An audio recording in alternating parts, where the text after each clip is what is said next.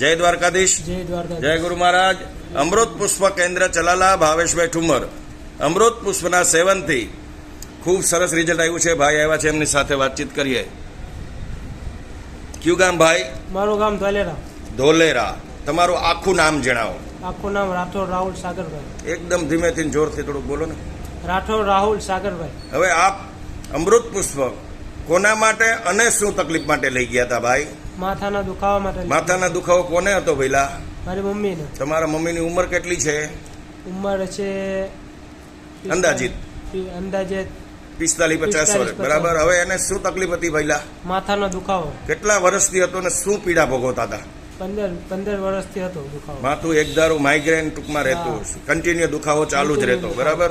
એટલે એ માથાનો દુખાવો પરિસ્થિતિ શું થાય? પરિસ્થિતિ બહુ ખાટલામાંથી ઊભો ન થાય. એટલી પરિસ્થિતિ ખરાબ થતી હતી. બરાબર.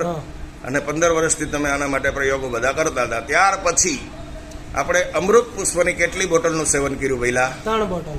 3 બોટલનું સેવન કર્યા પછી જે તમારા મમ્મીને માથાની બીમારી, દુખાવાની બીમારી હતી, એની અંદર શું શું ફેરફાર થયા ભાઈ?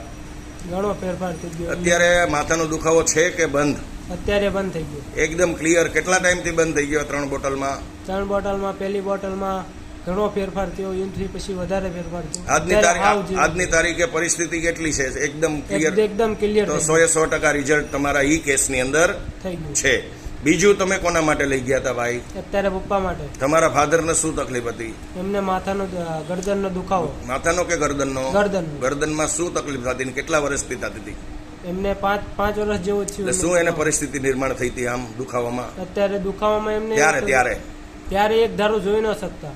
આગુ પાછું આમ ગરદન ડોક એક ધારી સીધી રાખી ન શકે, એટલે કમર ડોક નીચે પડી જાય આવી પરિસ્થિતિ થાય. એટલે સુઈ જવું જ પડે, બેસી ન શકે. આમ જોવું હોય તો પછી પોતાને માથાનો ભાર લાગતો. બરાબર છે. આ તો એને સર્વાઇકલ કહી શકાય.